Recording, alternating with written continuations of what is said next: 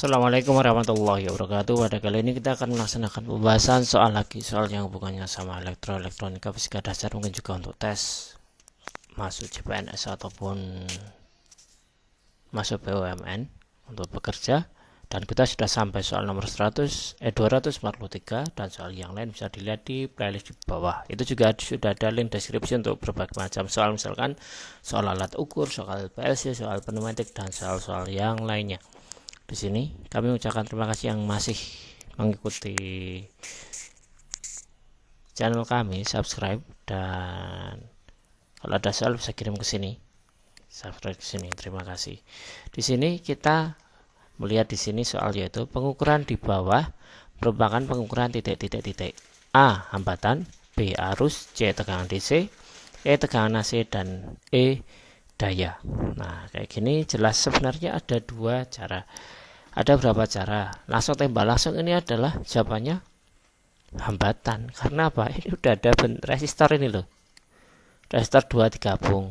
Nah, tapi kalau kita runut satu demi satu, bedanya apa? Dari sini daya. Daya itu mesti yang diukur arus atau arus dan tegangan. Arus itu harus seri.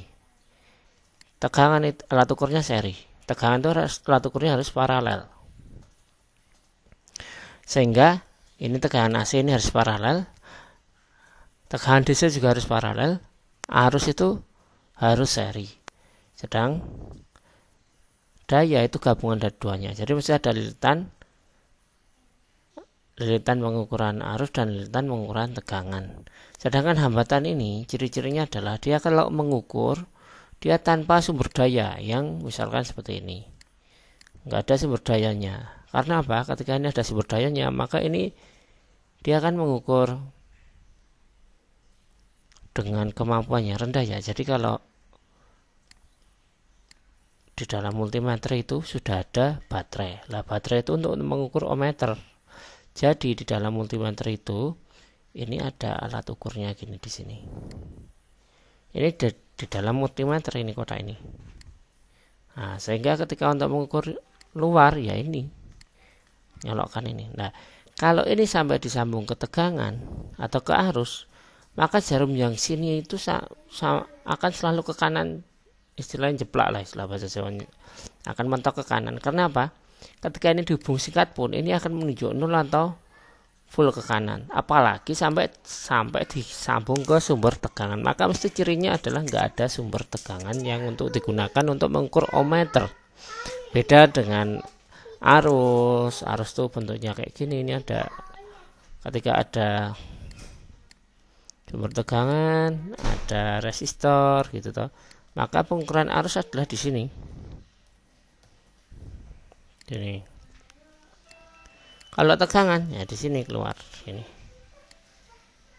Nah, baik ini tegangan DC maupun AC mesti paralel dengan bebannya begitu. Kalau daya ya mesti ada yang paralel, ada yang seri. Itu ada berbagai lilitan yang nanti akan berhubungan gitu.